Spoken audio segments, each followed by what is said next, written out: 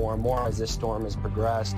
There's lots of flooding, lots of crazy conditions out there. We heard some loud noises, a lot of loud wind. Yeah, it was crazy.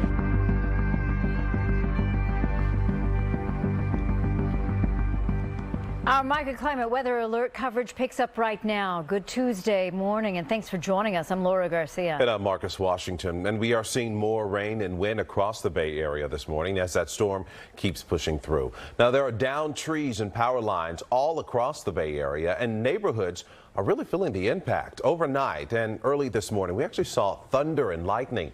At this hour, tens of thousands remain in the dark as crews are rushing to get that power back on. We have live team coverage. We'll check in with NBC Bay Area's Kris Sanchez and Emma Goss in just moments. But first, let's get right to meteorologist Kari Hall, who has a look at where the rain is right now. We are still seeing these waves of rain coming through, and when they do arrive, they're producing some heavy downpours coming down on an already saturated ground. But lately, we've seen some lightning strikes, and we continue to monitor for that potential, seeing some lightning off the coast that will be moving towards San Francisco and Daly City, getting there by the end of the hour. And so we're going to see that coming in off the shore and into parts of the Bay Area. Now, we're also going to see waves of heavy rain continue for the East Bay, pushing off towards the east. And it's been one after another of these rounds of rain coming through with some breaks in parts of the Bay Area.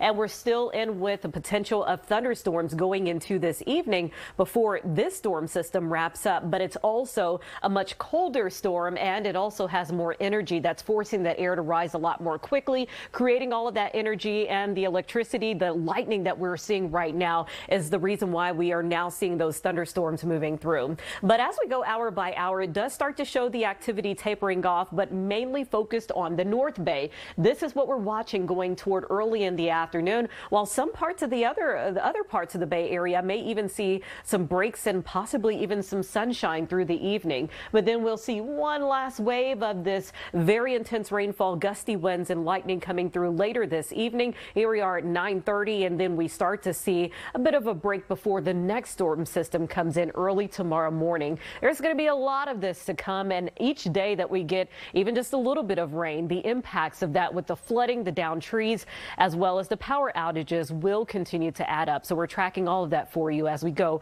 hour by hour in this forecast. Thank you so much, Kari. Well, the threat of more down power lines continues across the Bay Area as trees are really falling everywhere. NBC Bay Area's Kris Sanchez joining us live from San Jose with the reports that just keep coming in, Kris. You know, it doesn't take a really big tree to take down a power line, but in this case, this is a massive tree that took down some pretty major power lines. This is in San Jose's Willow Glen neighborhood. That's one part of the story. I want to show you the other part of the story, just how saturated the ground is here. Look how massive this tree is and how quickly it just toppled over in the middle of the night. This was about 2 o'clock in the morning when Kari was reporting those really powerful wind gusts. Of course, the saturated ground, a really big problem. The fortunate thing for this family is that the tree fell this way and not toward their home. When I looked out the window through my kitchen there and I saw the tree on the ground, I just couldn't believe it. When Randy Ekbom and his family bought this home in San Jose's Willow Glen neighborhood a year and a half ago, the arborist report said the massive 100-year-old cedar was stressed from the drought, but he never expected it would nearly fall into his home. Yeah, my kids sleep right over in those 2 bedrooms. If it fell that way, it could have hit their house. It could have hit their rooms easily. The homeowner across the street and 5 doors down wasn't so lucky. A tree fell through her roof, piercing the ceiling in several places. She's okay, but she'll have to find someplace else to live.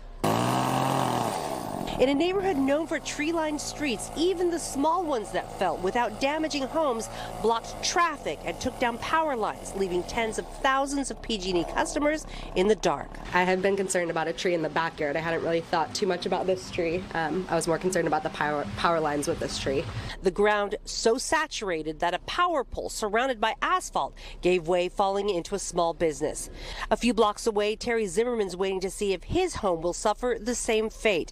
The tree leaning over his home of 40 years is held by just a few roots and branches. He's wondering if it'll hold until the arborist shows up. It's going to be hit and miss. All right, well, I hope it's a myth. Me too. I mean, we just found a really heavy downpour over us a few minutes ago, and my thought was with Terry, wondering whether or not that ground was going to give way.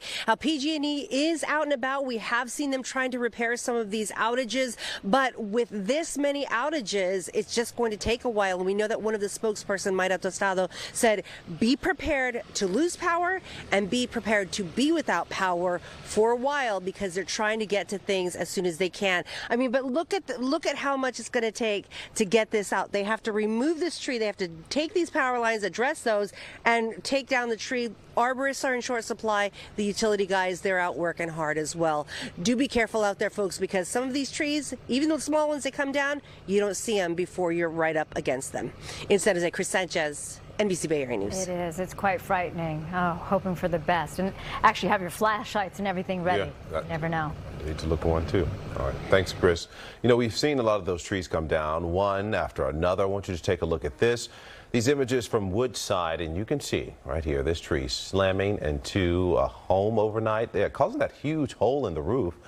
Well, this happened about 2 o'clock in the morning. The family of 4 and a dog inside at the time. Fortunately, no one was hurt, but a big cleanup job underway. It is a very similar situation in the North Bay. Strong winds and rain still slamming the area. NBC Bay Area's Emma Goss live for us in Novato. This is where a tree fell into a home there, Emma.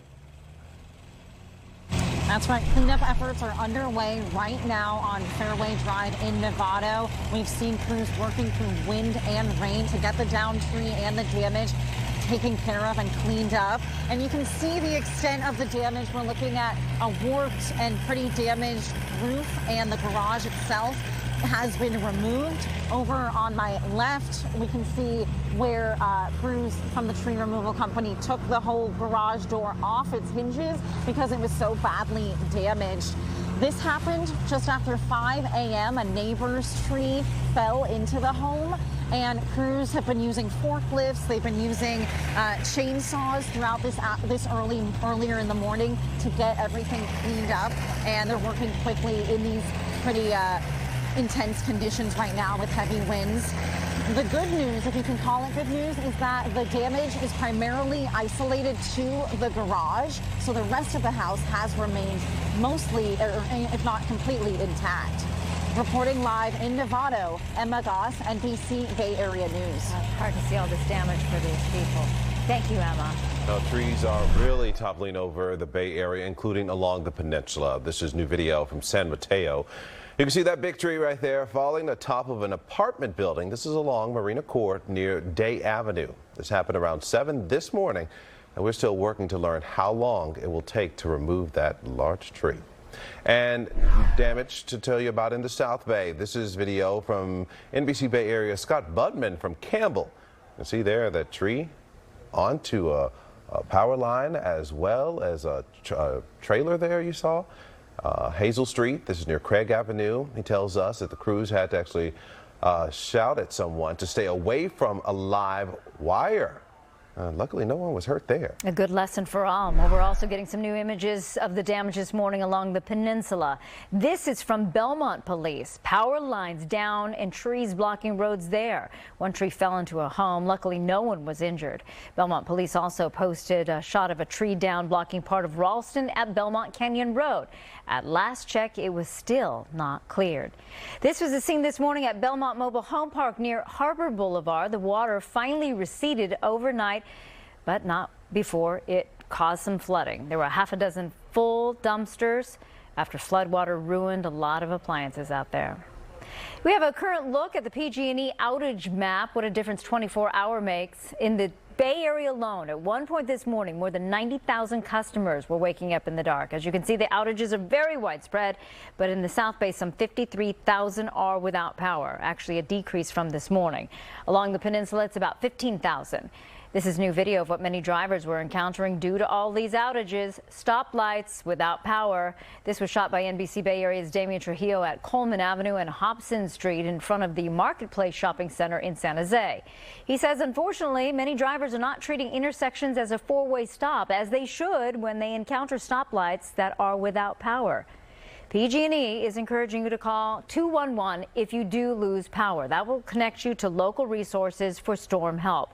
But if you see a downed line or broken PG&E equipment, call 911 first and then PG&E. Well, as you saw there, these storms are making an impact on the roadways as well. Want to give you a live look across the Bay Area this midday, and there does not appear to be any major slowdowns right now. However, CHP is reminding you to drive cautiously no matter where you're going. They say that even the small amount of water can make a big impact. It takes about 6 inches of water to take you off your feet as an adult and about 12 inches to move a vehicle. We're learning more and more as this storm has progressed. There's lots of flooding, lots of crazy conditions out there. Nice and steady today, but take a look at what we saw yesterday afternoon. This is in Gilroy when flooding submerged the roadway, forced CHP to close lanes, snarling traffic for several hours. NBC Bay Area Sky Ranger saw several of those cars trying to drive through that water.